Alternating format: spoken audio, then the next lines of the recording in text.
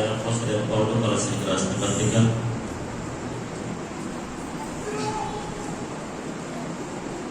7వ అధ్యాయము చివరి మాటలు మనం చదువుకుందాం. లవోదికయలో ఉన్న సహోదరులకును నుంఫాకును వారి ఇంట ఉన్న సంఘమునకును వందనములు చెప్పుడి. వారి ఇంట ఉన్న నుంఫాకును వారి ఇంట ఉన్న సంఘమునకు వందనములు చెప్పండి. ఈ పత్రిక మీరు చదివించుకున్న తరువాత లవోదికయ వారి సంఘములోను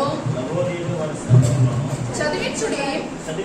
లవోదికయకు రాసి పంపిన పత్రికను మీరును చదివించుకొనుడి. మరియు ప్రభువునందు మీకు అప్పగింపబడిన పరిచర్యను నెరవేర్చుటకు దాని గురించి జాగ్రత్త పడమని, ప్రభు మీకు అప్పగించిన పరిచర్యను జాగ్రత్తగా చేయడానికి, లేకపోతే అప్పగించబడిన పని నెరవేర్చుటకు దాని గురించి జాగ్రత్త పడడని, ఆ విషయంలో చాలా కేర్ఫుల్ గా ఉండమని, శ్రద్ధగా ఉండమని అర్కిప్పతో చెప్పుడి. పౌలను నేను నా సొంత హస్తములతో నా వందనములు మీకు రాయిచున్నాను. నా బంధకమును జ్ఞాపకం చేసుకొనుడి. నా బంధకం, నేను ఖైదీగా ఉన్నాను, నా బంధకాలను మీరు జ్ఞాపకం చేసుకోండి. కృప మీకు తోడైయుండును గాక. ఆమేన్. హల్లెలూయా. హల్లెలూయా. చదవబడిన వాక్యభాగంలో 15వ వచనంలో లవోదికయలో ఉన్న సహోదరులకును నుంఫాకును వారి ఇంట ఉన్న సంఘములకు వందనములు చెప్పుడి. ఇంట ఉన్న సంఘము అపోస్తల కార్యంలో ప్రారంభ దినాల్లో, ముఖ్యంగా 3వ శతాబ్దం వచ్చేంత వరకు కూడా ఇలాంటి ఒక పర్ఫెక్ట్ మందిరాలు నిర్మించబడలేదు. ఆ దినాల్లో సంఘ పెద్దల గృహాల్లోనే ఈ సంఘ కార్యక్రమాలు జరిగేవి. అందుకనే ఇంట సంఘములు, ఆమేన్, హల్లెలూయా, అంటే ఇంట జరుపుకునే సంఘాలు. చాలా కాలం వరకు ఇలాంటి పరిపూర్ణమైన మందిరాలు కట్టబడలేదు. కాబట్టి మేబీ యోధా సంబంధమైన మందిరాలు ఉండేవి, కానీ ఇలాగా సార్వత్రిక సంఘము, క్రీస్తు సంఘము, లేకపోతే యేసు ప్రభుని సంపూర్ణంగా ఆరాధించే సంఘాలు అప్పటికి ఇంకా నిర్మించబడలేదు. అప్పుడే సంఘం స్టార్ట్ అయింది, బిగినింగ్ డేస్ అనమాట, ప్రారంభ దినాలు అనమాట. సో ఆ ప్రారంభ దినాల్లో ఇలాంటి మందిరాలు లేక ఇంట కూడుకునేవారు. ఆమేన్, హల్లెలూయా. అందుకనే నుంఫాసు అనే ఇంటి దగ్గర కూడుకున్నారంట వీళ్ళందరూ. ఆ ఇంట్లో కూడుకున్న వాళ్ళందరికీ మీరేం చెప్పండి? ఇంట సంఘములు. ఆమేన్, హల్లెలూయా. గృహ దేవాలయములు, చిన్న చిన్న గృహాలు, చిన్న చిన్న దేవాలయాలుగా, మందిరాలుగా, ఆరాధన స్థలాలుగా సిద్ధము చేయబడ్డాయి. ఆమేన్. అందుకే చూడండి, అపోస్తలుల కార్యం 2వ అధ్యాయం, అపోస్తలుల కార్యం 2వ అధ్యాయం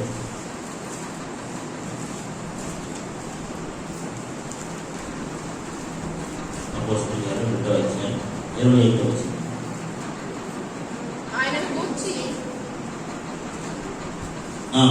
దావీదు ఇట్లనెను, ఇంచెంచెన్న రొట్టెలు ఇచ్చి చూడండి.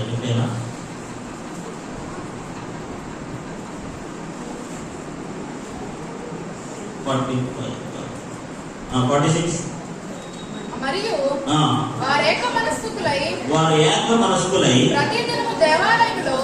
ప్రతి దినము దేవాలయంలో తప్పక కూడుకొనుచు ఇంటింట రొట్టె విరుచుచు దేవుని స్తుతించుచు ప్రజలందరి వలన దయ పొందిన వారై. ఆమేన్, హల్లెలూయా. ఇంటింటప్పుడు ఏం చేసేవారట? రొట్టె విరిచే కార్యక్రమం దేవాలయంలో కూడుకొనుచు. దేవాలయం అనగా ఆ దినాల్లో యూదుల దేవాలయం అప్పుడు ఉండేది. ఈ సంబంధమైన దేవాలయం మాత్రం, మందిరాలు మాత్రం ఉండేవి కాదు. ఖచ్చితంగా ఇంట గృహాలు మాత్రమే. ప్రతి పెద్దల ఇంట్లో కూడా కూడుకుని ఆరాధన చేసుకునేవారు. దేవునికి స్తోత్రం కలుగును గాక. ఇంకా మీకు అర్థం అవడానికి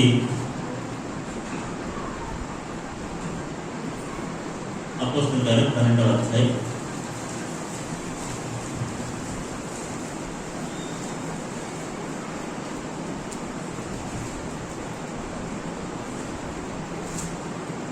12.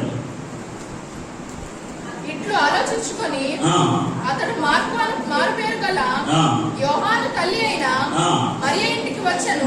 వచ్చెను. అక్కడ అనేకులు కూడి ప్రార్థన చేయుచుండిరి. ఆమేన్, హల్లెలూయా. ఆ ఇంటి దగ్గర కూడి వాళ్ళందరూ ఏం చేస్తున్నారట? ప్రార్థన చేయుచుండిరి. రోమీయులకు రాసిన పత్రిక 16వ అధ్యాయం.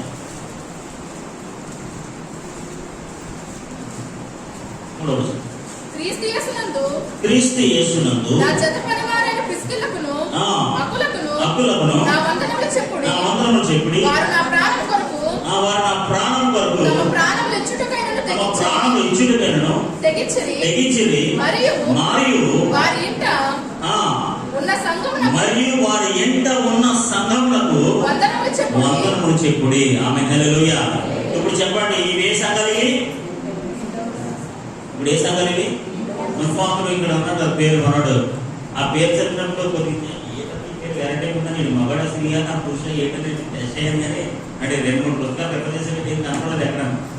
మేబీ ఎవరో మనకు తెలియదు. మేబీ మేల్ కావచ్చు, ఫీమేల్ కావచ్చు. అప్పుడు కొన్ని పేర్లు మేల్ ఫీమేల్ ఐడెంటిఫై చేయలేము. మొత్తం నేను ట్రై చేస్తే ఏం అనిపించలేదు నాకు. సో ఏదేమైనప్పటికీ కూడా నా మెయిన్ ఇంటెన్షన్ ఏంటంటే, పూర్వ దినాలలో ఆది సంఘపు ఆరంభంలో పరిపూర్ణమైన దేవాలయం లేక ఇంట మందిరములుగా నేర్చుకునేవారు, చేర్చుకునేవారు. దేవునికి స్తోత్రం కలుగునుగా. హల్లెలూయా, హల్లెలూయా. ఈరోజు దేవుని బిడ్డలారా, మన గృహము ఒక చిన్న సంఘముగా మార్చబడాలి. ఆమేన్. మన ఇంట్లో జరిగే ఆరాధన, లేకపోతే మనం చేసుకునే కుటుంబ ఆరాధన దేవుని పరిచర్య కొరకు, లేదా దేవుని సేవ కొరకు, దేవుని మహిమార్థమై వ్యాపించి అభివృద్ధి చెందాలి. ఆమేన్, హల్లెలూయా, హల్లెలూయా. ప్రతి ఇంట జరిగే ప్రార్థన సంఘానికి ఉజ్జీవకరంగా ఉంటుంది, శక్తివంతమైన సాక్ష్యముగా మారిపోతుంది. ఈరోజు మన ఇంట్లో చేసుకునే ఒక కుటుంబ ఆరాధన, మనం చేసే చిన్న ప్రార్థన, మనం పాడే చిన్న పాట మన చుట్టుపక్కల వారికి ఎంతో ఆశీర్వాదకరంగా ఉంటుంది. కేవలం మందిరానికి వచ్చినప్పుడు మాత్రమే పాటలు కాకుండా, కేవలం మందిరానికి వచ్చినప్పుడు మాత్రమే ఇలాంటి ఆరాధన విషయాలు కాకుండా, మన ఇంట కూడుకున్నప్పుడు కూడా ఇలాంటి ఆరాధన క్రమాన్ని మనం నడిపించగలిగితే, ఇక్కడ కరెక్ట్ గా కాకపోయినా ఎంతో కొంత మన గృహాన్ని ఆరాధన స్థలంగా మీరు మార్చగలిగితే ఖచ్చితంగా సంఘాలు ఉజ్జీవింపబడతాయి. ఆమేన్.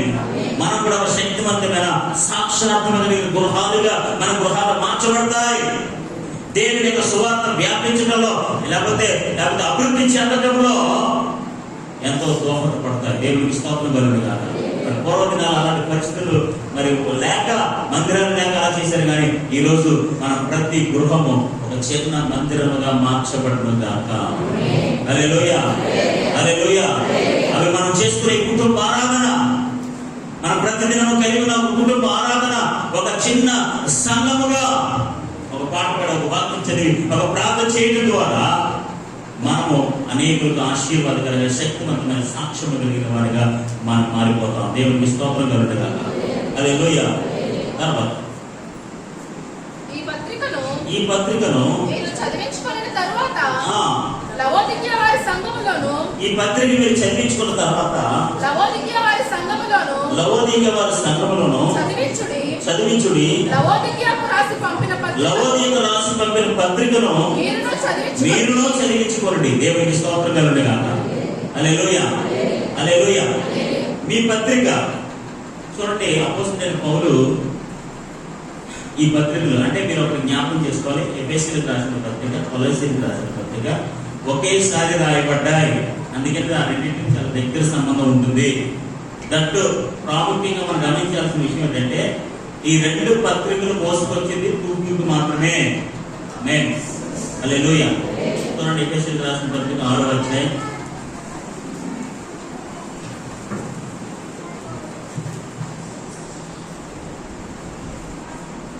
21వ. మీరును నా క్షేమ సమాచారం అంతయు తెలుసుకొనుటకు ప్రియ సహోదరుడును ప్రభువునందు నమ్మకమైన పరిచారకుడునైన తుకికు నా సంగతులన్నీ నీకు తెలియజేస్తాడు. మా సమాచారం తెలుసుకొనుటకు అతడు మీ హృదయమును ఓదార్చుటకును అతనిని మీ యొద్దకు పంపుతున్నాను. ఆమేన్, హల్లెలూయా, హల్లెలూయా. పూర్వ దినాల్లో పౌలు గారు పరిచయం చేసిన దినాల్లో ప్రింటింగ్ సదుపాయం సరిగ్గా లేకపోవడం వల్ల మీరు చదువుకున్న తర్వాత, మీరు చదివించుకున్న తర్వాత వాళ్ళని పంపించండి, వాళ్ళు చదువుకున్న తర్వాత మీకు పంపిస్తారు. ఆమేన్, హల్లెలూయా. సో ఈ రెండు పత్రికలు ఒకరికొకరు పంపుకోవడం ద్వారా లేదా ఒకరికొకరు తీసుకోవడం ద్వారా ఆ పత్రికను చదివి మీరు ఆదరించబడండి. ఆమేన్, హల్లెలూయా, హల్లెలూయా. పౌలు గారు రాసిన పత్రిక వాళ్ళు చదవడం వల్ల ఏం జరుగుతుంది? వాళ్ళకి ఏదైనా ఉదాహరణ మన బైబిల్ చదవడం వల్ల మనకి ఏం కలుగుతుంది? మేలు కలుగుతుంది కదా, ఆశీర్వాదం కలుగుతుంది కదా. దేవుని వాక్యం చదవడం వల్ల అనేక విషయాలు మనం నేర్చుకోగలుగుతాం కదా, దైవికమైన ఆధ్యాత్మికమైన విషయాలు మనం నేర్చుకోగలుగుతాం కదా. అలాగే ఈ పత్రిక నేను చెరసాలలో ఉండి రాశాను. ఆమేన్. ఎక్కడి నుంచి రాశాను? అందుకే నేను ఖైదీని అన్నాను. లాస్ట్ టైం నేను ఖైదీని అంటే అప్పుడు నేను చెరసాలలో ఉన్నాను. ఆమేన్, హల్లెలూయా. నేను చెరసాలలో ఉండి ఈ పత్రిక రాసి మీకు పంపిస్తున్నాను. ఇక్కడ మీరు గమనించాల్సిన విషయం ఏంటంటే,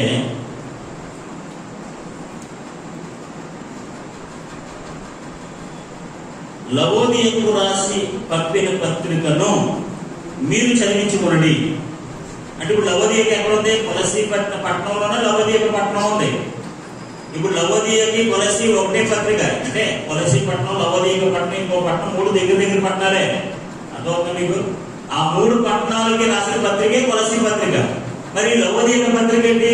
లవోదియక పత్రిక అంటే పూర్వ దినాలలో చిన్న ఏసియాకి రాసిన పత్రిక అన్నమాట. ఎఫెసీయులకు రాసిన లవోదియక పత్రిక అంటే ఎఫెసీయులకు రాసిన పత్రిక అని అర్థం. ఎఫెసీయులకు రాసిన పత్రికని మొట్టమొదటి ఏమన్నారంటే చిన్న ఆసియా సంఘములకు రాసిన పత్రిక అని రాసేవారు అనమాట.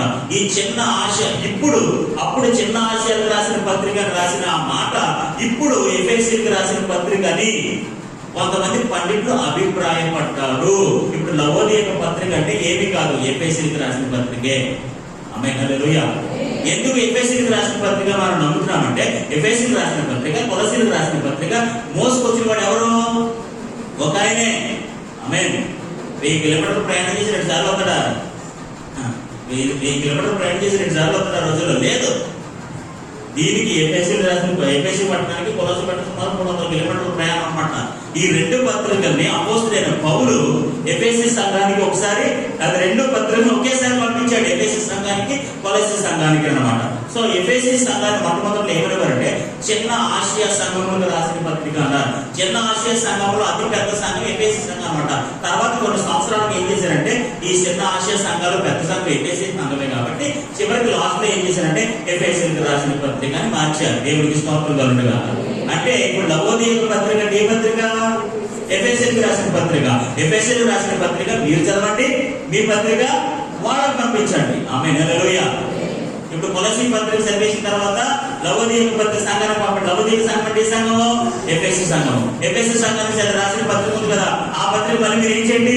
కొలసీ సంఘానికి పంపించండి. సో ఇప్పుడు అందరికి ఇప్పుడు ప్రింటింగ్ సెన్స్ ఏం లేవు కాబట్టి ఆల్పోరంటే వెళ్ళిపోరంటే పాపడం ఏం లేదు, ఒకే పత్రిక. ఆమేన్, హల్లెలూయా. ఏం చదువుకున్నాక వేలు తెచ్చుకోవాలి, ఏం తెచ్చుకున్నా పాలు తెచ్చుకోవాలి. దేవుడికి స్తోత్రం కలుగునుగా. సో ఇప్పుడు పౌలు ఏం చెప్తున్నాడంటే ఈ 2 పత్రికలు మీరు ఎక్స్చేంజ్ చేసుకోండి. ఎఫెసీయులకు రాసిన పత్రిక మీరు తెచ్చుకోండి. అందుకనే నేను ముందే చెప్పాను, బిగినింగ్ ఆఫ్ ద డే ఏం చెప్పాను తెలుసా? ఈ 2 పత్రికలు ఒకేలా ఉంటాయి. అందుకే మీకు అసైన్మెంట్ కూడా అందుకే ఇచ్చాం. ఈ 2 పత్రికలు కవల పిల్ల ఒకేలా ఉంటాయి, ఒకే పదాలు ఉంటాయి, ఒకే ఉచ్చారణ ఉంటుంది, ఒకే అంశాలు ఉంటాయి, ఒకే సిద్ధాంతపరమైన విషయాలు ఉంటాయి. సో ఈ పత్రిక మీరు చదువుకున్న తర్వాత ఆ పత్రిక మీరు పంపండి, ఈ పత్రిక వాళ్ళు పంపండి అని అపోస్తలుడైన పౌలు వారికి హెచ్చరిక ఇస్తున్నాడు. దేవునికి స్తోత్రం కలుగునుగా. హల్లెలూయా.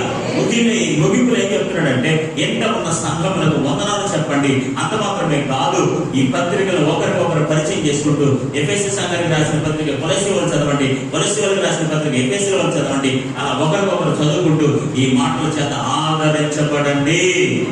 హల్లెలూయా, హల్లెలూయా.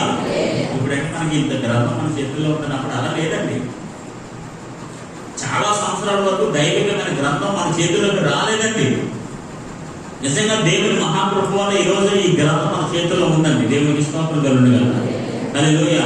చాలా మంది ఇప్పుడు చూడండి, అప్పుడున్న పరిస్థితులు బట్టి పౌలు గారు సాధిస్తున్నారు. ఏమని? మీరు చదువుకున్న తర్వాత వాళ్ళు పంపండి. ఇప్పుడు ఆ అవకాశం ఉందండి. ఇప్పుడు అలాంటి పరిస్థితులు ఉన్నాయా? ఇంట్లోనే 4-5 బైబిల్ ఉంటాం, మన చదవం అంతే. మన అందరికీ బైబిల్ ఉంటుంది, కానీ మనకున్న గొప్ప భాగ్యం ఏంటంటే మనం చదవం. We don't read it. అప్పుడు ఎంత కష్టమైన పరిస్థితుల్లో చూడండి, నిజంగా వారికి చదవాలని ఆసక్తి ఉంది, నేర్చుకోవాలని ఆసక్తి ఉంది, కానీ ఏం లేదు. పరిస్థితులు అంత అనుకూలంగా లేవు. వీళ్ళు చదువుకున్నదంతా వీళ్ళు పట్టి రావాలి, వీళ్ళు చదువుకుని మళ్ళీ వీళ్ళు రావాలి. ఎంత కూడా ఇప్పుడు 200-300 కిలోమీటర్లు వీళ్ళు మోసుకు రావాలి, మళ్ళీ 200-300 కిలోమీటర్లు వీళ్ళు మోసుకు రావాలి. మనం 3 కిలోమీటర్ల కింద 3 అంగుళాల దూరంలో కూడా లేదు మన బైబిల్. మనకి చేతికి అందేసి అంత విధంగా ఉంటుంది మన బైబిల్, మన చదవాలంటే. ఈరోజు దేవుడి పిల్లల మనకి దేవుడు పరిస్థితులు ఎంత అనుకూలపరిచాడో, దేవుని వాక్యాన్ని ఎంత దగ్గరగా దేవుడు మనకు పోసుకొచ్చాడో, దేవుని వాక్యం ఎంతగా మన గృహం సంఘానికి ఒక పత్రిక. మీకు అర్థమవుతుందా? ఇప్పుడు ఒక్కొక్కరికి పత్రిక అంటే సంఘానికి ఒక పత్రిక, సంఘాన్ని అందరికీ ఒక పత్రిక. ఎంతమంది ఉంటారు? ఎన్ని సంఘాలు ఉంటాయి? అప్పుడు ఏమైనా జిరాక్స్ మిషన్లు ఉన్నాయా? ఒక ప్రింట్ ఇవ్వండి, ఒక ప్రింట్ ఇవ్వండి అనడానికి ఏ అవకాశాలు లేవు. ఖచ్చితంగా ఒక సంఘానికి అక్కడ ఉన్న కొలసీలో ఉన్న 3 సంఘాలు ఉండే పత్రిక. ఎఫెసీలో ఉన్న చిన్న సంఘాలు చాలా చిన్న సంఘాలు ఉన్నాయి. పెద్ద సంఘం అని ఎఫెసీ పత్రిక పెట్టారు, కానీ అక్కడ చిన్న ఆసియాలో చాలా చిన్న సంఘాలు ఉన్నాయి. ఎందుకంటే పౌరు గారు అక్కడ 3 సంవత్సరాలు ఉన్నారు. ఎన్ని సంవత్సరాలు ఉన్నాయండి? 3 సంవత్సరాలు. అందుకే ఎఫెసీ పత్రికలు ఎవరికి మనం చెప్తాను, ఎందుకంటే అందరూ తెలిసిన ఎఫెసీ పత్రిక రాయడం. ఎఫెసీలో పౌరు గారు 3 సంవత్సరాలు స్టే చేశారు. 3 సంవత్సరాలు ఉన్నప్పుడు ఎన్ని సంఘాలు కట్టాడు? అసలు రాగానే 3 సంఘాలు ఉన్నాయి. ఇంకొచ్చిన ఎన్ని సంఘాలు ఉంటాయి? 3 సంవత్సరాలు ఎన్ని చిన్న ఆసియాలో ఎన్నో సంఘాలు కట్టేశాడు. అని అతి పెద్ద సంఘం ఎఫెసీ సంఘం కాబట్టి, ఎఫెసీ పట్టణం కాబట్టి కొన్ని సంవత్సరాల తర్వాత ఈ అభిప్రాయం పండితులు కూడా అభిప్రాయం కలిగి ఎఫెసీ పత్రికలు పెడితే బాగుంటుంది. అసలు ఫస్ట్ లో బిగినింగ్ ఆఫ్ పత్రిక రాసినప్పుడు చిన్న ఆసియాలో ఉన్న సంఘంలో ఉంటుందట. పూర్వం రాసిన పత్రికల్లో చిన్న ఆసియాలకు రాసిన సంఘాలకు రాసిన పత్రిక ఉంటుందట. కానీ అలా మారిపోతే ఎఫెసీ సంఘం పెద్ద సంఘం కాబట్టి చివరికి ఎఫెసీ సంఘం రాశారు. దేవుడికి స్తోత్రం కలుగుగాక. ఇప్పుడు నేను ఇక్కడ చెప్పాలనుకున్నది ఏంటో తెలుసా? వారి కంటే ఇప్పుడు మనం శ్రేష్ఠులము. ఆమేన్. వాళ్ళకున్న అన్ని సంఘాలకు ఒకే పత్రిక అయితే ఈరోజు ఒక్కొక్కరికి ఒక గ్రంథం ఉంది. ఇప్పుడు 4 ఉంటే 4 గ్రంథాలు ఉన్నాయి. ఆమేన్. హల్లెలూయా. ఉన్నాయా లేదా? ఉన్నాయా లేదండి? కానీ మన దురదృష్టం ఏంటంటే మనం చదవాలి, మనకు ఆసక్తి లేదండి, దీనిపై శ్రద్ధ లేదండి. ఈరోజు దేవుడి బిడ్డలారా, దేవుని వాక్యాన్ని చదవగలిగిన వారు నిశ్చయంగా ఆశీర్వదించబడతారు. ఆమేన్. అన్ని జ్ఞానముల కంటే ఉన్నతమైన జ్ఞానం బైబిల్ జ్ఞానమే. అందరూ బైబిల్ చదివి బాగుపడ్డారు, మనం చదవలు బాగుపడమంటే. ఇందులో ఉన్న విషయాలు ప్రపంచ జ్ఞానాన్ని కల్పిస్తారన్నమాట. మానవుడికి అర్థం కాని ఒక ఉన్నతమైన జ్ఞానంతో నింపబడిన గ్రంథం ఇది. చరిత్ర సమస్తం ఉంది. ఏ పుస్తకాల్లో లేనంత గొప్ప జ్ఞానము బైబిల్ గ్రంథంలో దేవుడు మనకు అనుగ్రహించాడు. దేవుడికి స్తోత్రం కలుగుగాక. హల్లెలూయా, హల్లెలూయా, హల్లెలూయా. అలాంటి గ్రంథం మన గృహాల్లో ఉన్నప్పుడు, మనతో ఉన్నప్పుడు, మనలో ఉన్నప్పుడు ఖచ్చితంగా దీన్ని అశ్రద్ధ చేయకుండా అప్పుడున్న పరిస్థితులు బట్టి వారు ఈ పక్క నుంచి ఆ పక్క తగ్గించుకున్నారు, మీరు ఆ పంపండి, ఆ పంపించినారు మీరు పంపండి. ఆమె హల్లెలూయా. ఇప్పుడు ఆ పరిస్థితి లేదు కదా. దేవుడు ఎంత అనుకూలపరిచాడు. ఖచ్చితంగా దేవుని వాక్యానికి, అదే దేవుని గ్రంథానికి అంత ప్రాధాన్యత ఇవ్వాల్సిన వారు మేము ఉన్నాం. దేవునికి స్తోత్రం కలుగుగాక. హల్లెలూయా, హల్లెలూయా. మరియు ప్రభువునందు నీకు అప్పగింపబడిన పరిచర్యను, జాగ్రత్తగా ఉండండి, ప్రభువునందు నీకు అప్పగింపబడిన పరిచర్యను, మీకు అప్పగింపబడిన పరిచర్యను నెరవేర్చుటకు దానిని గూర్చి జాగ్రత్త పడమని, దానిని మీకు అప్పగించబడిన పరిచర్య, ప్రభువునందు నీకు అప్పగింపబడిన పరిచర్యను, నీకు అప్పగించబడిన పరిచర్యను నెరవేర్చుటకు, అప్పగించబడిన పరిచర్య. ఆమేన్. అప్పగింపబడిన పని, నీ చేతిలో పెట్టిన రెస్పాన్సిబిలిటీ, దేవుడు నీకు అప్పచెప్పిన పని. ఆమేన్. మందిరంలో కానీ సహవాసంలో కానీ ఉదాహరణకి ఒక భర్త ఉంటాడు, అవునా కదా? జనరల్గా ఒక భర్త ఉంటాడు,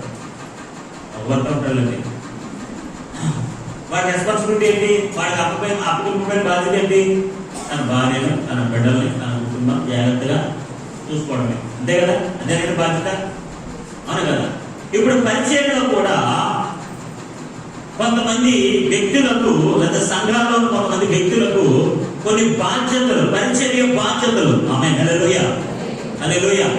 నేను చిన్న బాధ్యత కావచ్చు, పెద్ద బాధ్యత కావచ్చు, లేకపోతే ఇంకేదైనా బాధ్యత కావచ్చు.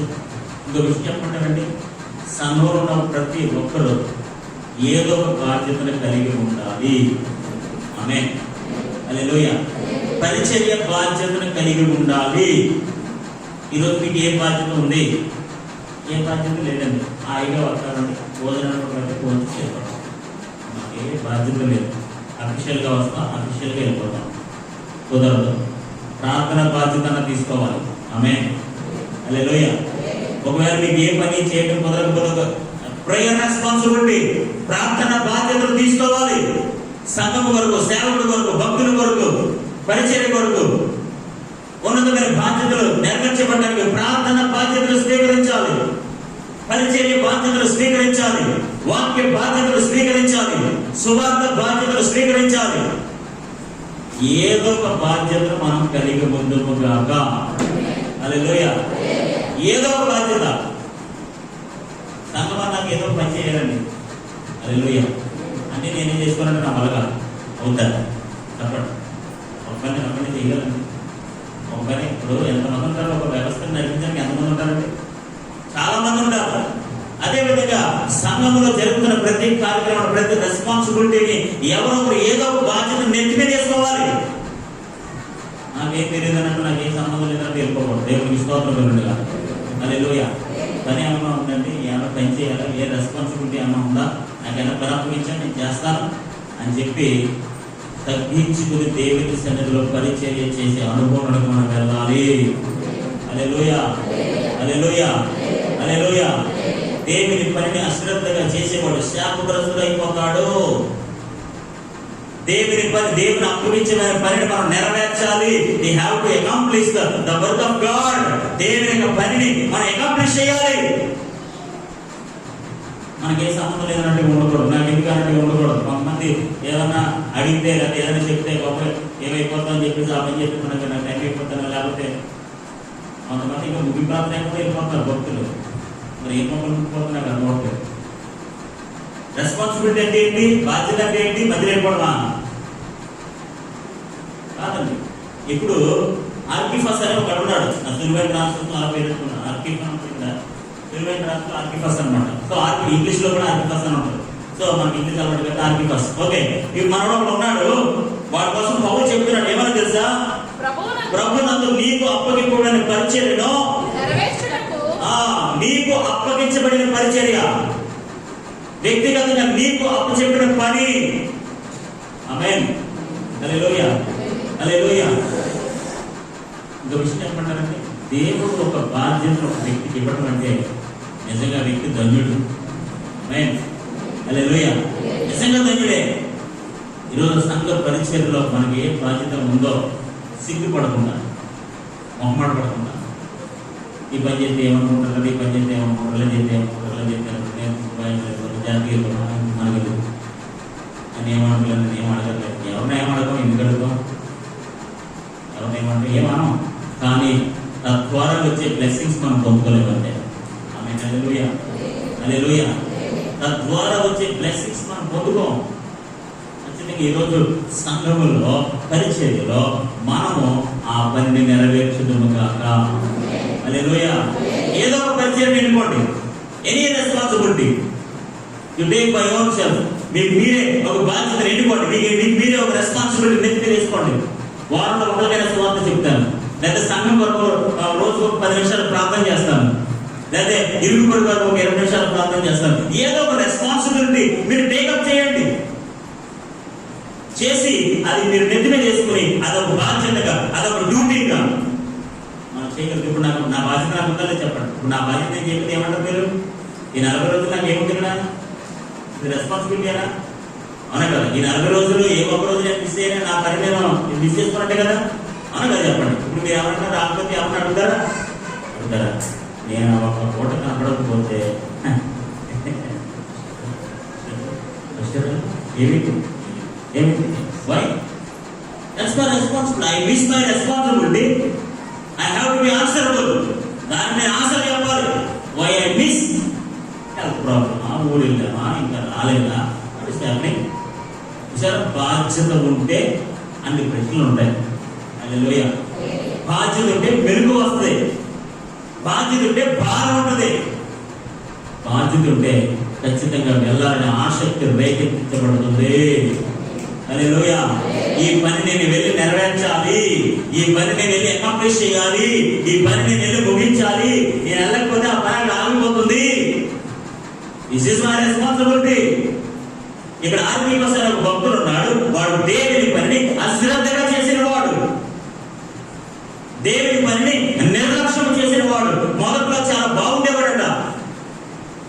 పౌలు గారు చాలా అద్భుతమైన సాక్ష్యము ఆర్కిఫాస్ గురించి ఇచ్చాడు. కానీ అతడు ఏం చేశాడు తెలుసా? రాను రాను రాను రాను రాను రాను తాను అప్పగింపబడిన పనిని నెరవేర్చడంలో అశ్రద్ధ వహించాడు, నీరసమైపోయాడు, నిర్లక్ష్యం చేశాడు. అందుకనే దేవుని పని ఎవరైతే అశ్రద్ధగా చేస్తారో అప్పుడు ఏమవుతారు తెలుసా? శాపగ్రస్తులు. ఇర్మియా గ్రంథం 48వ అధ్యాయం 10వ వచనం. ఆమె హల్లెలూయా. ఇర్మియా గ్రంథం 48వ అధ్యాయం 10వ వచనం మీరు చదవండి. యెహోవా అప్పగించబడిన పని, దేవుని పని ఎవరైతే అశ్రద్ధగా చేస్తాడో is not going to be blessing, అతనికి ఆశీర్వాదకరం కాదు. హల్లెలూయా, హల్లెలూయా. దేవుడు మనకి అప్పగించబడిన పనిని నమ్మకంగా మనం ముందుకు తీసుకుని వెళ్ళాలి. హల్లెలూయా. చూడండి, ప్రభువునందు నీకు అప్పగింపబడిన పరిచర్యను దాని గురించి జాగ్రత్త పడమని. Be careful what you have responsible. నీకు అప్పగించబడిన పరిచర్యను నెరవేర్చిన విషయంలో నువ్వు ఎలా ఉంటావు? ఎందుకు జాగ్రత్త? సరిగ్గా చేయట్లేదు కాబట్టి, అశ్రద్ధగా ఉన్నావు కాబట్టి, సరిగ్గా అకాంప్లిష్ చేయట్లేదు కాబట్టి. అంటే జాగ్రత్త ఎప్పుడు చెప్తారండి? జాగ్రత్త ఎప్పుడు చెప్తారు? సరిగ్గా లేనప్పుడైనా. మనం తెలంగాణ వెళ్ళాలి కదా స్కూల్కి, మధ్యలో డ్యాన్స్ వెళ్తారు. తెలంగాణ వెళ్తే మనం ఏమన్నాండి, మధ్యలో చాలా జిమ్మికులు డ్యాన్స్ వేసుకుంటూ వెళ్తారు. అప్పుడు మనం ఏం చేస్తాం? ఇప్పుడు జాగ్రత్తకి వెళ్ళరా, మధ్యలో ఏమి జిమ్మికులు ఏం చేయకు. ఆమె హల్లెలూయా, హల్లెలూయా. ఎవరు చెప్తాం మన జాగ్రత్త? ఎవరు చెప్తాం జాగ్రత్త? సరిగ్గా చేయని వారికి, సరిగ్గా వెళ్ళని వారికి. ఇప్పుడు ఆర్కిఫస్ అనే ఒక సహోదరుడు దేవుని చేత ఒక పరిచర్య బాధ్యతను అప్పగించబడిన వాడై దేవుని పరిచర్య నెరవేర్చకుండా అశ్రద్ధ వహిస్తున్నాడు. ఆమేన్, హల్లెలూయా. ఇప్పుడు పౌలు ఏం చెప్తున్నాడంటే, నీకు అప్పగించిన పరిచర్య నెరవేర్చి దాని గూర్చి జాగ్రత్త పడము, దాని విషయంలో జాగ్రత్తగా ఉండు. ఆమేన్, హల్లెలూయా. చూడండి, ప్రకటన గ్రంథం 2వ అధ్యాయం. సరిగ్గా కనిపించిన ఈ 25 అపోస్తలులు చెప్తున్నాను.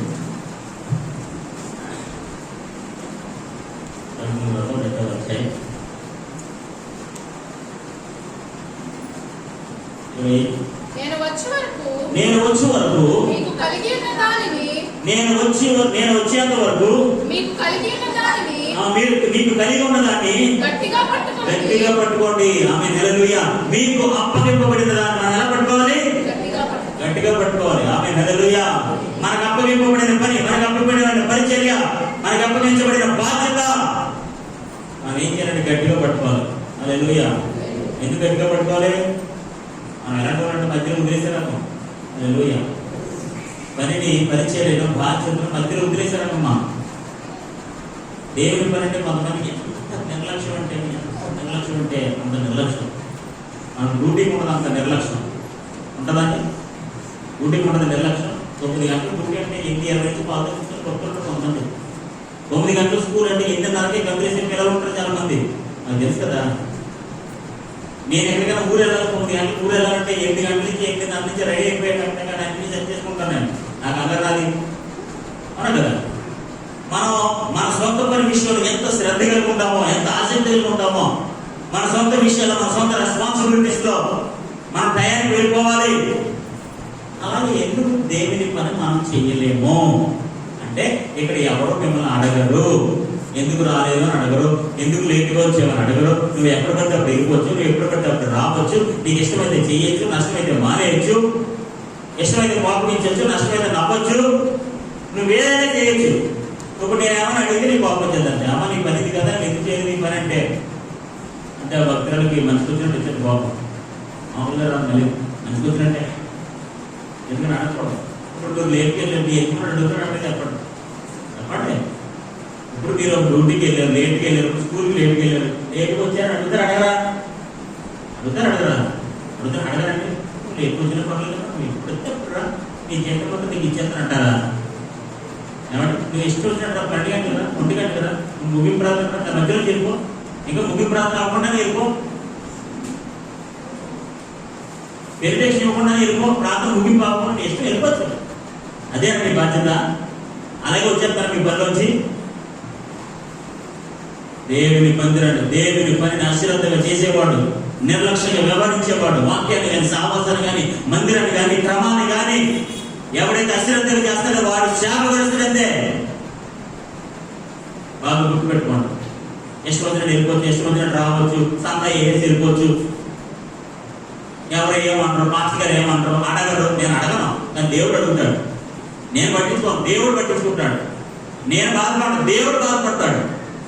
ఎందుకంటే ఇది మందిరం దేవుడిది, పరిచర్య దేవుడిది, వాక్యం దేవుడిది, పని దేవుడిది, సంకల్పం దేవుడిది, అన్ని దేవుడియే. నేను నిమిత్త మాత్రం అంతే. నేనేం చేయగలను? నేను జస్ట్ నడిపించేవాడు అంతే, నాయకుడు మాత్రం అంతే. అది జస్ట్ మా రెస్పాన్సిబిలిటీ అంతే. ఇప్పుడు ఆశీర్వదించేవాడు ఆయన, క్షమించేవాడు ఆయన, లేఖనించేవాడు ఆయన, దీవించేవాడు ఆయన, స్వస్థపరిచేవాడు ఆయన, విడిపించేవాడు ఆయన. Everything done by him only. సమస్తం చేసేవాడు ఆయనే. మధ్యలో నా రెస్పాన్సిబిలిటీ ఏముంది? నువ్వు మధ్యలో వెళ్ళిపోయి మేము ఏమన్నాం? రాత్రి అవుతుంది ఇంకా కొంతమంది లేచి వెళ్ళిపోతుంటారు సీరియస్గా. మరి ఇంటికి మొక్కలు వెళ్ళిపోతున్నా నేను ఇంటి నాకు ఏమవుతాం? ఇంటి దగ్గర కాల్చుకొని వచ్చారో నిలబెట్టుకొని వచ్చారో నాకు తెలియదు, కానీ ఇంకా ముగింపు ప్రాంతం అవ్వదు. సీరియస్గా వెళ్ళిపోతారు. పెద్ద మొక్కలు అంటుపోయినట్టు వచ్చేదే లేట్, వెళ్ళేది ముందు. ప్రారంభ ప్రాంతం నుంచి ముగింపు ప్రాంతం వరకు ఉండాలి. That is your responsibility. హల్లెలూయా, హల్లెలూయా, హల్లెలూయా. ఇష్టం వచ్చినట్టు వచ్చి ఇష్టం వచ్చినట్టు వెళ్ళిపోవడానికి లేదు, అంత కాదు. దేవుని యొక్క మందిరము. ఆమేన్, హల్లెలూయా, హల్లెలూయా. దీనికంటే ఒక రెస్పాన్సిబిలిటీ ఉంది, దీనికి ఒక క్రమం ఉంది. ఈ క్రమాన్ని మనం అంతవరకు గట్టిగా పట్టుకోవాలి. చూడండి 3వ అధ్యాయం 11వ వచనం. నేను త్వరగా వచ్చుచున్నాను, ఎవడును ఎవడును నీ కిరీటము సంహరింపకుండునట్లు, నేను త్వరగా వస్తున్నా, ఎవడును నీ కిరీటమును సంహరింపకుండునట్లు నీకు కలిగిన దానిని గట్టిగా పట్టుకోను. హల్లెలూయా. నీకు కలిగిన దానిని ఎలా పట్టుకోవాలి? గట్టిగా పట్టుకోవాలి. దేవుడికి స్తోత్రం కలుగును గాక. వదిలేయకూడదు. మనం ఏ పని అయితే ప్రారంభిస్తామో, ఏ పని అయితే పట్టుకున్నామో, ఏ బాధ్యత మనం నెత్తికి తీసుకున్నామో, ఖచ్చితంగా ఆ బాధ్యతను మనం గట్టిగా పట్టుకోవాలి. హల్లెలూయా, హల్లెలూయా. ఈరోజు దేవుడు పెట్టారు, మీరు ఏ విషయంలో శ్రద్ధగా ఉన్నాడు, కానీ దేవుని విషయంలో, దేవుని పని విషయంలో, మందిరం విషయంలో, సహవాస విషయంలో, వాక్యం విషయంలో, దైవ సంబంధమైన ఏ విషయం కూడా అశ్రద్ధగా ఉండద్దు. ఆమేన్. అనాలోచనగా ఉండద్దు, లోకుగా చూడద్దు. ముఖ్యంగా లోకు అంతే కదండి, లోకువే కదా. ఇష్టం వచ్చినట్టు వెళ్ళిపోయింది, మరి ఏమంటుందండి? లోకువే కదా. ఎవరు ఏమంటారు కదా, వెళ్ళిపోవాలనుకో వెళ్ళిపోవచ్చు, ఎవరు ఏమంటారు కదా, నేను లోకువేనా? దేవుని మందిరాన్ని లోకుగా చూసేవారు ఎలా దీవించబడతారని మీరు అనుకుంటున్నారు? దేవుని మందిరాన్ని అశ్రద్ధగా చూసేవారు ఎలా దీవించబడతారని మీరు అనుకుంటారు? మీకు ఎంత నీరసం ఉంటే చాలా మానేస్తారు. ఎంత నీరసం, ఏదో వెంటిలేటర్ మీద ఉన్నట్టు మానేసినట్టు మానేస్తారు, వెంటిలేటర్ మీద ఉన్నట్టు మానేసినట్టు మానేస్తారు. ఎంత నీరసం ఉంటే మానేస్తారు, పొద్దున్న లేగలేరు. ఎంత నీరసం ఉంటే డ్యూటీ అంతా చేసుకుంటారా? ఏమంటే అప్పుడు ఏం లేదా నీరసం? దేవుని మందిరాన్ని రావడానికి వచ్చేసిందా నీరసం? ఏమండి ఎంత అశ్రద్ధ అండి! దేవుడి మందిరం అన్న, వాక్యమైన సహవాసం అన్న ఎంత లోకు అండి! నిజంగా అలాంటి వ్యక్తులు దేవుడు అవుతారని మీరు అనుకుంటారా? 100% they will not get any blessings. దైవ సంబంధం ఏ మేలు ఆశీర్వాదాలు వారు చూడరు. ఎవరైతే శ్రద్ధ కలిగి నిజంగా ఆ పెద్ద వయసులో అందరూ ఎంత కష్టపడి ఎంత బాధ్యతగా, నేనైనా మిస్ అయ్యాను కానీ వాళ్ళు ఎవరు మిస్ అవ్వదండి. నేనైనా మిస్ అయ్యాను, మేబీ ఊరెళ్ళడంలో వాళ్ళ నేనైనా మిస్ అయ్యాను, కానీ they never miss my mother. వీళ్ళందరూ కూడా 4:30కి లేచి నన్ను లేపుతారు. మా డోర్ 4:30కి అవుతుంది డోర్. సో ఎంత బాధ్యత ఉంటేనండి లెక్కలండి, లేకపోతే లెక్కలేదండి. ముసుకెట్టుకుని పడుకుంటారండి భక్తులు. దొప్పుడు ఆలోచేసి శుభ్రంగాని ఏం చేసుకుని, లేకపోతే మొత్తం కిటికీలన్నీ తెలిసేసి శుభ్రంగా పడుకుంటారు. బాధ్యత లేని అలాగే పడుకుంటాడు. ఇప్పుడు డ్యూటీ లేదని కూడా పడుకుంటారు చెప్పండి. ఇప్పుడు 9 గంటలు డ్యూటీ వెళ్ళాలి, 10 గంటలు డ్యూటీ వెళ్ళాలి, ఏం చేస్తారు మీరు? వాడు దొక్కేసుకుని గెంతులు వేసేసి మామూలు అడవులు కాదు. అదే దేవుని మందిరం అంటే, సహవాసం అంటే, వాక్యం అంటే ఇదంటే అంత లోతుగా ఉన్నామలే మానేస్తే మౌంటలే. దేవుని పనిని, దేవుని సహవాసాన్ని అశ్రద్ధగా చేసేవాడు శాంతిగ్రస్తుడైపోతాడు. అలాంటి మనసులో ఆలోచన, భావం మీ హృదయాల్లో ఉంటే ఏ క్షణంలో ఇప్పుడే వాటిని తీసివేయాలి. ఒకవేళ నిజంగా మీకు కుదరలేదా, నిజంగా వెళ్ళాలని ఆసక్తి ఉన్న ఒకవేళ మీకు కుదరలేదా, నో ప్రాబ్లం. తన దేవుడు సమస్తము చూసుకున్నవాడు నిజంగా నీ పరిస్థితిని అర్థం చేసుకుంటాడు. ఆ వారిని ఉద్దేశపూర్వకంగా నీరసంగా ఉంది, అదే ఉంది, ఇలా ఉంది, ఇలా ఉందని నాకు లేదా నీరసం, నేను లేనా ఉపవాసం, ఏమండి నేను లేనా, నాకు లేదా నీరసం, నేను ఉండలే ఉపవాసం, నేను మాట్లాడలేదు రోజు గంట మాట్లాడతాం లేదా, ఉదయం నా పని చేసుకోవట్లేదా, ఆల్ మై రెస్పాన్సిబిలిటీ, నా పనులన్నీ పనులు చేసుకుంటూ ఉదయం సాయంత్రం వాకింగ్ చేస్తూ, సాయంత్రం వాకింగ్ ప్రిపేర్ అవుతూ, మళ్ళీ వాకింగ్ పరిచయం చేస్తూ, వాడి why I did all this thing, ఎందుకంటే దిస్ ఇస్ మై రెస్పాన్సిబిలిటీ. ఆమేన్. అలా ప్రతి ఒక్కరూ బాధ్యతను నెత్తి మీద వేసుకుంటారు కాక. హల్లెలూయా. దేవుని మందిరానికి వెళ్ళడమే ఒక బాధ్యత. దేవుడికి పెట్టాడు మందిరానికి రావాలని, నువ్వు వెళ్ళడమే ఒక బాధ్యత. అటువంటి స్థలంలో కూర్చోవడమే ఒక రెస్పాన్సిబిలిటీ. ఆ విధంగా శ్రద్ధగా ఎవరైతే దేవుని మందిరాన్ని ప్రేమిస్తారో, సహవాసాన్ని ప్రేమిస్తారో, పరిచయాన్ని ప్రేమిస్తారో, పరిచయాన్ని నెరవేరుస్తారో ఖచ్చితంగా వాళ్ళందరూ దీవించబడుతుంది కాక. హల్లెలూయా. హల్లెలూయా. ఇక్కడ చివరిగా మనోడు ఏమంటాడంటే, పౌలను నేను అది అనుభవించిన మరియు ప్రభునందు మీకు అప్పగింపబడిన పరిచర్యను నెరవేర్చుటకు దాని గూర్చి నీకు అప్పగించబడిన బాధ్యతను పనిని గురించి జాగ్రత్త పడు. జాగ్రత్త వహించు. ఒకవేళ అజాగ్రత్తగా ఉన్నా, అశ్రద్ధగా ఉన్నా దేవుడు ఎట్టి పరిస్థితుల్లో ఊరుకోడు. హల్లెలూయా. హల్లెలూయా. 100% ఈ 40 రోజుల్లో ఊర్లు రావాలి, ఊర్లు వెళ్ళాలని, కార్యక్రమాలకు రావాలని, నాకు వచ్చిన అవకాశాలు అన్నింటినీ కాదు, ఊర్లు వెళ్ళాలని, లేకపోతే ప్రయాణాలు చేయాలని, అక్కడికి మీటింగ్లకు రావాలని వచ్చిన అవకాశాలు అన్నింటినీ కాదు. కానీ ఒకటే ఒక ఏంటి తెలుసా, 40 రోజులు నేను ఇక్కడే ఉండాలి. ఆమేన్. That is my responsibility. అలా ప్రతి ఒక్కరూ అలాంటి బాధ్యత కలిగి ఉంటే, కుటుంబాల్లో భక్తులైన వారు, బిడ్డలైన వారు అలా మీరు కుటుంబాన్ని ఏర్పాటు చేసుకోగలిగితే, స్కూల్కి వెళ్ళకపోతే ఊరుకుంటారండి, ఊరుకుంటారా? డ్యూటీకి వెళ్ళకపోతే ఊరుకుంటారండి, కానీ మందిరానికి వెళ్ళకపోతే ఏమంటలేదు. పనికి వెళ్ళకపోతే ఊరుకుంటారా? డ్యూటీకి వెళ్ళకపోతే ఊరుకుంటారా? డబ్బులు సంపాదించకపోతే ఊరుకుంటారా?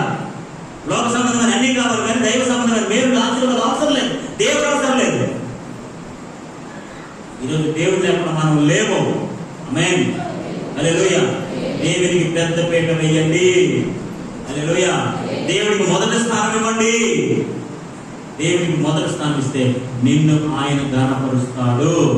Very simple. నన్ను గణపరిచే వారిని నేను గణపరుస్తాను. ఆయన గణపరిచేవాడుకో, ఆయన నేను గణపరుస్తాను. ఆయన గణపరిచేదానికి తప్పుగా చూసానుకో, నువ్వు అలాగే ఉంటావు. ఆమేన్. హల్లెలూయా. హల్లెలూయా. హల్లెలూయా. దేవుడు పెట్టారా, ఈరోజు మన దేవుని పని విషయంలో పరిచయం నెరవేర్చడంలో మనం ఎలా ఉండాలి? శ్రద్ధగా ఉండము కాక. ఆమేన్. ఎవరు కూడా దేవుని మందిరాన్ని తక్కువగా చూసి, నేనేమంటారు, చులకనగా చూడద్దు, చులకనగా చూడద్దు, లోపుగా చూడద్దు. ఏమవ్వదు, ఏం జరగదు, నేను వెళ్ళిపోయిన ఏమవుతుంది, ఏం డిజైన్ ఏమవుతుందో, నేను మానేసిన ఏమనరు, నేను మధ్యలో వెళ్ళిపోయిన ఏమనరు, నేను వెళ్ళకపోయినా ఏమనరు, నేను పడుకున్నా ఏమనరు, ఏం చేసిన ఏమనరు. కానీ ఎవరైతే సంపూర్ణంగా సమర్పించుకుని బాధ్యతగా ప్రతి పూట పొద్దుట సాయంత్రం వెళ్ళాలి అని ఒక బాధ్యతగా నెత్తి మీద పెట్టుకుంటారు చూసారా, వాళ్ళకి నిద్ర పడదండి. ఆమె హల్లెలూయా. హల్లెలూయా. వాళ్ళకి నిద్ర పడదు. ఎందుకంటే వాళ్ళు ఏం చేస్తారు తెలుసా, ఈ కార్యక్రమం నెరవేర్చడానికి నెత్తి మీద తెచ్చుకున్నారు బాధ్యతని. ఆమె హల్లెలూయా. హల్లెలూయా.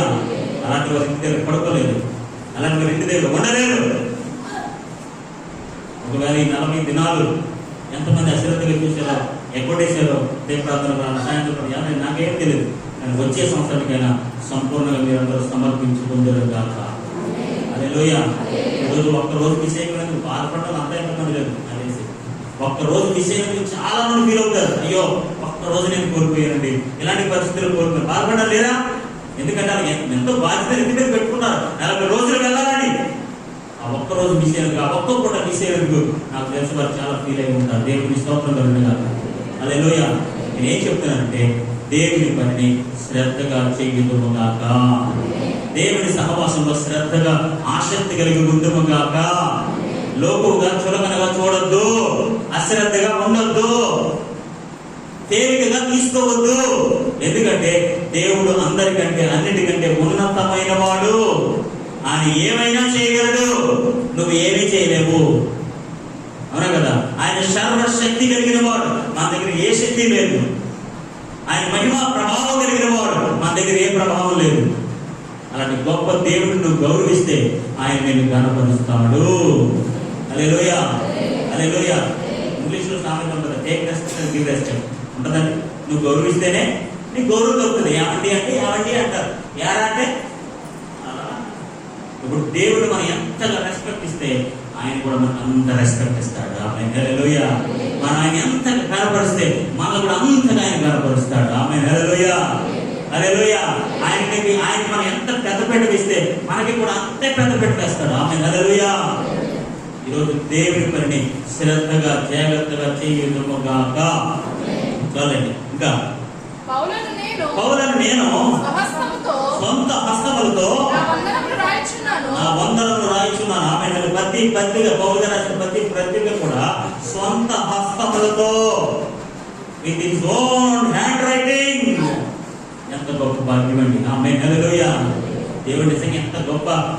ఈ వాక్యం మన కోసం నేను దాచి ఉంచాడు చూడండి. నేను చేతితో రాశాడట, కంప్యూటర్లో కానీ ప్రింట్ చేసి దాచి ఆర్టిస్టులు పెట్టలేదండి. చేతి వ్రాత చూడండి. 2వ దశలోనికి రాసిన పత్రిక 3వ అధ్యాయం 17వ వచనం.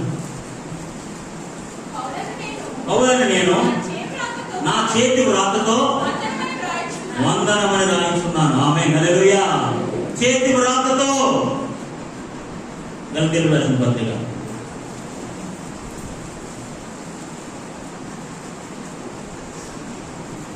6వ అధ్యాయం 11వ వచనం. నా స్వంత హస్తములతో మీకెంత పెద్ద అక్షరములతో రాయిచున్నాను. మీకు ఎంత పెద్ద అక్షరములతో రాయిచున్నాను చూడండి. ఆమేన్. వై పెద్ద అక్షరాలతో రాస్తారట. ఇదిగో తెలుసా, మేబీ ఆ పూర్వీకులు పండితులు చెప్పిన సమస్య ఏంటంటే పండి చూపు లోపించింది. సాయి ఇప్పుడున్న కాలేజీలు మరి అప్పుడు ఉన్నాయి కదా, మరి నాకు తెలియదు. ఆ కాలంలో మనకు ఉన్నప్పుడు స్పెట్స్ ఉన్నాయి కదా మనకి చక్కగా చూపు కనపడడానికి. సో మరి ఆ దినాల్లో మరి అంత స్పెట్స్ సౌకర్యం ఉందో లేదో నాకు తెలియదు కానీ, సో చూపు మందగించడం వల్ల అక్షరాలు పెద్దగా రాసేవాడు పౌలు. So big writing, big handwriting అన్నమాట. సో నిజంగా పౌలు ఎంత గొప్ప పరిచయం చేశాడంటే ప్రభుకి. ప్రభు పరిచయంలో సువార్త ప్రకటించేవాడు, సంఘాలను కట్టేవాడు, పత్రికలు రాశాడండి. ఆమేన్ హల్లెలూయా. ఇప్పుడు ఇన్ని పత్రికలు రాశాడు. సుమారు 13 పత్రికలు ఉంటాయండి. 13 పత్రికలు తన సొంత హస్తములతో. ఎంత జ్ఞానం ఉండాలండి, ఎంత అభిషేకం ఉండాలి, ఎంత కృప ఉండాలండి. ఇంకో తెలుసండి, కొరియాలోని నేను కొరియా కలిసి చెప్పలేను కదా. కొరియాలో ఉన్న గొప్ప మంచి అలవాటు తెలుసా, బైబిల్ రాస్తారండి. వాడు చదువుతారు, చదువుతో పాటు బైబిల్ రాస్తారండి. They write Bible. ప్రతి ఇంట్లో ప్రతి ఒక్కరు దేవుడు రైట్ బైబిల్. ఇది నిజం, ఇది వాస్తవం. కొరియా దేశం అత్యంత నిజంగా వాళ్ళకి సువార్త లేట్గా అందిందండి. అందరికంటే లీస్ట్ సువార్త వాళ్ళకి అందింది. అంటే లాస్ట్ లో అది తాగే. కానీ ప్రపంచంలో అతి పెద్ద సంఘం కొరియాలో దేవుడు పెట్టాడు. ఆమేన్. ప్రపంచంలోనే అతి పెద్ద సంఘం కొరియా దేశంలో ఉంది. కొరియా దేశాన్ని దేవుడు అంతగా బ్లెస్ చేశాడండి. వారి కంపెనీలు అన్ని క్రిస్టియన్ కంపెనీ, శాంసంగ్ కంపెనీ అన్ని కూడా క్రిస్టియన్ కంపెనీలు. ఇవన్నీ కూడా ఎందుకో తెలుసా, వాళ్ళు ఉన్న అతి అద్భుతమైన లక్షణం అంటే తెలుసా, ఉదయం 5 గంటలకి చర్చికి వెళ్తారు. ప్రతి ఒక్కరు ప్రతిరోజు ఉదయం 5 గంటలకి చర్చికి వెళ్ళిపోతారు. ప్రతి ఒక్కరు బైబిల్ రాస్తారు. ఒకవేళ మీకు కృప ఉంటే, మీకు ఆసక్తి ఉంటే, ఒకవేళ మీకు అంతగా ఈ బైబిల్ మీద ఆసక్తి ఉంటే, మీకు అవకాశం ఉంటే, టైం కుదిరితే కనీసం రోజుకి కొన్ని వచ్చిన బైబిల్ రాయండి. హల్లెలూయా. ఇప్పుడు పౌలు గారు ఎలా రాశారట, సొంత హస్తములతో, బై హిస్ ఓన్ రైటింగ్. ఈ పత్రికలన్నీ రాయడం వల్ల ఈ రోజుకి ఇంత ఆశీర్వాదం మన కొరకు దాచి ఉంచబడింది. ఒక వ్యక్తి కొన్ని వేల సంవత్సరాల కిందట పడిన కష్టం ఈ రోజు ఈ గ్రామంలో, ఈ పట్టణంలో, ఈ మందిరంలో ఉన్న అందరికీ ఆశీర్వాదకరంగా ఉంది. ఆమేన్. కొన్ని సంవత్సరాల క్రితం అతను చేయరాక పెద్ద అక్షరంతో రాసిన రాత ఈ రోజు మనందరికీ ఎంతో ఆశీర్వాదకరంగా మారిపోయింది. దేవునికి స్తోత్రం కలుగును గాక. హల్లెలూయా. అంటే పౌలు తన సొంత హస్తములతో ఈ యొక్క వాగ్దానాలన్నీ, మాటలన్నీ కూడా మనకు రాయడం జరిగింది. దేవునికి స్తోత్రం. నా పథకంలో లేదా నేను చెరసాలలో ఉన్నాను, నన్ను జ్ఞాపకం చేసుకోండి.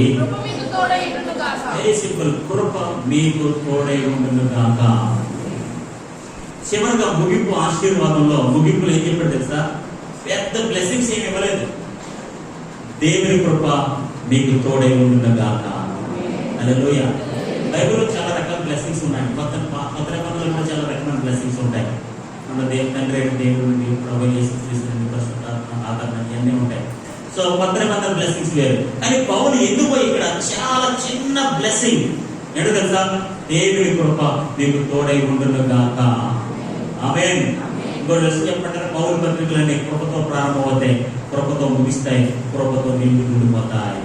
అందుకని అపోస్తుల పౌలు ఏమని తెలుసా? కృప అపోస్తులుడు అని పిలిచారు. దేవుడికి స్తోత్రం కలుగును గాక. అపోస్తుల గ్రేస్, కృప అపోస్తులైన పౌలు. ఎందుకంటే ఎక్కువ కృప కోసమే మాట్లాడాడు. దేవుడి కృప మీకు విస్తరించును గాక, దేవుడి కృప మీకు ఎడల నెరవేరును గాక. కృపతో ప్రారంభించడం, కృపతో మిగించడం, కృపతో నిండి ఉండటము. ఆమేన్. హల్లెలూయా. చివరిగా ముగింపులో, ఈ 40 దినాల ముగింపులో, అంటే ఈ పుస్తకం ముగింపులో ఏంటో తెలుసా? దేవుడి కృప మనందరికీ తోడై ఉండును గాక. పాత నిబంధన గ్రంథంలో బ్లెస్సింగ్స్ ఉన్నాయి. ఆ బ్లెస్సింగ్స్ కూడా మీకు చదివి ఊహించాలని నేను ఆశపడుతున్నాను. సంఖ్యాకాండం 6వ అధ్యాయం. కొత్త నిబంధన బ్లెస్సింగ్స్ వేరు, పాత నిబంధన బ్లెస్సింగ్స్ వేరు. సో కొత్త నిబంధన బ్లెస్సింగ్ ఏంటంటే ఆయన కృప నీకు తోడై ఉండును గాక. పాత నిబంధన బ్లెస్సింగ్ కూడా ఒకసారి మీకు చూపించాలని ఆశపడుతున్నాం. సంఖ్యాకాండము 6వ అధ్యాయము.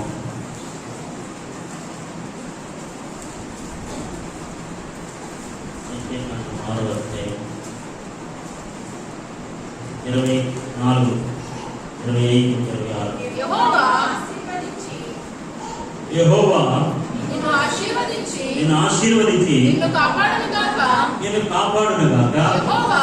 యెహోవా నీకు తన సన్నిధి కాంతిని ప్రకాశింపజేసి నిన్ను కరుణించును గాక. యెహోవా నీ మీద తన సన్నిధి కాంతి ఉదయింపచేసి నీకు సమాధానం కలుగు చేయను గాక. అట్లు వారి ఇశ్రాయేలు మీద నా నామమును ఉచ్చరించడం వలన నేను వారిని ఆశీర్వదించెదను. ఆమేన్. హల్లెలూయా. ఎంత పెద్ద ఆశీర్వాదాలు ఉన్నాయి పాత నిబంధన గ్రంథంలో. కానీ పౌలు చాలా సింపుల్ గా ఏమన్నా తెలుసా? నా కృప మీకు తోడై ఉండును గాక. ఏమని పెట్టారా? మనకు ఆస్తులు ఉండొచ్చు, ఐశ్వర్యాలు ఉండొచ్చు, భోగభాగ్యాలు ఉండొచ్చు, ఆధిక్యతలు ఉండొచ్చు, ఘనతలు ఉండొచ్చు, అన్నీ ఉండొచ్చు. కానీ దేవుని కృప నీకు లేకపోతే సమస్తము వ్యర్థము. హల్లెలూయా. దేవుని కృప మనకు తోడే ఉంది కాబట్టి ఈ రోజు ఈ సంవత్సరం 40 దినాల కూడికలు మనం ముగించుకోగలిగాము. ఆమేన్. హల్లెలూయా. దేవుని కృప, అపోస్తలుడైన పౌలు దేవుని కృపతో ప్రారంభించి, కృపతో ముగించి, కృపతో నిండిన వాడే ఉన్నాడు. అందుకని అతని కృప అపోస్తలుడిగా పిలిచాడు. ఈ రోజు దేవుడు బిడ్డలారా, ఈ 40 దినాల ప్రార్థనలో, ఈ కొలస్సీ రాసిన పత్రికలో మనం నేర్చుకున్న విషయాలన్నింటిలో కూడా దేవుని కృప మనకు తోడై ఉండును గాక. ప్రార్థన చేసుకుందాం. ఒకే ఒక మాట చెప్పి మనం ముగించుకుందాం. దేవుని కృప నీకు తోడై ఉండును గాక. ప్రతి ఒక్కరి మాట చెప్పండి. ప్రభా నీ కృప నాకు తోడై ఉండును గాక. నీ కృప నాకు తోడై ఉండును గాక. హల్లెలూయా, హల్లెలూయా, హల్లెలూయా, హల్లెలూయా. అందరూ చక్కగా మోకరించి లైన్ కూర్చొని నేను రావడానికి అవకాశం ఉంది కాబట్టి ఇప్పుడే సర్దుకుని చక్కగా లైన్గా దారి మార్పు ఉన్నట్టుగా చక్కగా కూర్చోండి. హల్లెలూయా. అందరూ చక్కగా కూర్చొని మీ లైన్ అంతా కరెక్ట్గా ఉండాలి.